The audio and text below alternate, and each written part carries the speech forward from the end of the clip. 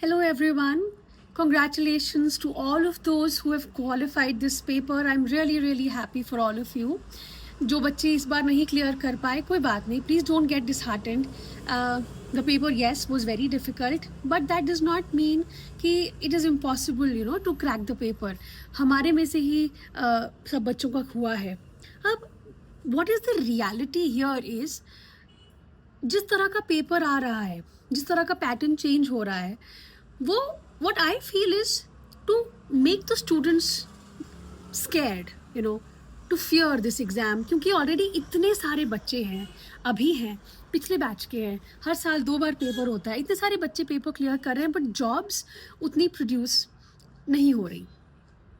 जब pattern change हो रहा है तो एक तो है वो it is the need of the hour, है ना, क्योंकि यूनिवर्सिटीज़ में नई नई चीज़ें इंट्रोड्यूस हो रही हैं, इतना तरह का लिटरेचर इंट्रोड्यूस हो रहा है, तो it is also the need of the hour कि वो अलग अलग तरह की राइटर्स को अब डालें एग्ज़ाम में. लेकिन इनसे डरना नहीं है. देखो, जब ईजियर कंपैरेटिवली ईजियर पेपर आ रहा था तो हम देख रहे थे कि 65%, एक बार 68% JRF जनरल कैटेगरी में गया. अभी जब बहुत डिफ़िकल्ट पेपर आ रहा है तो हम देख रहे हैं कि 54% पे नेट हो जा रहा है. तो बात वही है सारी.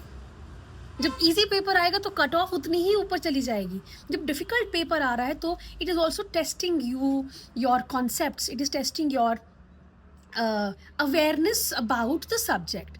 तो वो एक बहुत ज़रूरी चीज़ है. नेट करने के बाद भी आपको वो काम ही आएगी, है. तो never ever think of giving up. कि आपको नेक्स्ट अटैम्प्ट देना है, डेफिनेटली देना है, अच्छे से देना है, और कंसिस्टेंसी लेके आनी है अपने प्रेपरेशन में, और इतने अच्छे से सारी जो भी टॉपिक पढ़ रहे हो उसको इतने अच्छे से पढ़ना है कि आपको कॉन्सेप्चुअल क्लैरिटी हो हर एक टॉपिक की. ठीक है, हमारा कोर्स चल रहा है और मंडे से हम लोग मेन कोर लिटरेचर पे भी आने वाले हैं. तो if you are planning, don't think much, take a day or 2 off and come back with a bag. Okay, I'll wait for your admissions.